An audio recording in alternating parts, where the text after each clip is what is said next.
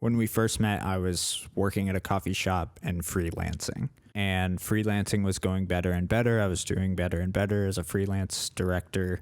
And then I ended up like transitioning into part-time at the label and still freelancing, still doing better. Like I've been constantly climbing throughout our relationship, which has been super helpful for us. And this is the first like major setback, at least monetarily, that I think we've experienced. And I've lost jobs before, mostly in like service industry, different coffee shops, whatever, because of COVID, because of negligence on the company's part. And those all sucked. But this one felt very different because I'm married now. And like, even if things weren't, my fault or there were other factors, whatever, not having an income when you have a person you're responsible for, or at least responsible to, is really scary. Because I know like that affects you.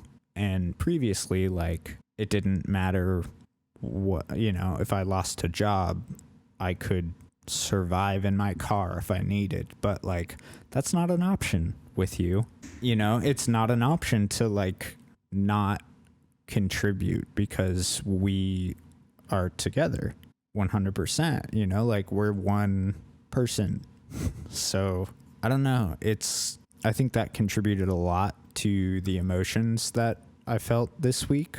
It's contributed a lot to how and what I'm looking for in the next job or whatever sort of financial situation I can find, whether I'm full-time freelancing or working for a company, working for a production company, whatever. It's like my main thought is now very different than what my main thought was years back when I lost a coffee shop job.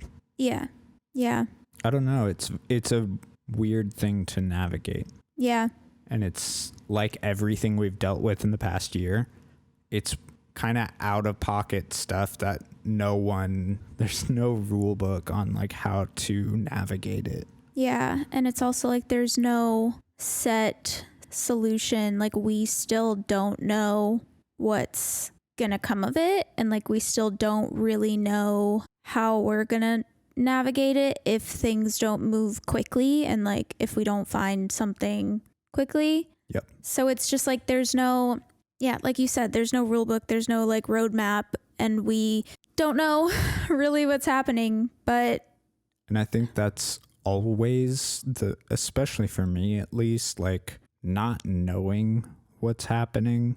Well, I know that this is a fear for you because you have anxiety. I actually probably tend to handle not knowing things a little more comfortably than you do. But in this kind of a scenario, like the unknown of it is really tricky to navigate as a couple. Yeah.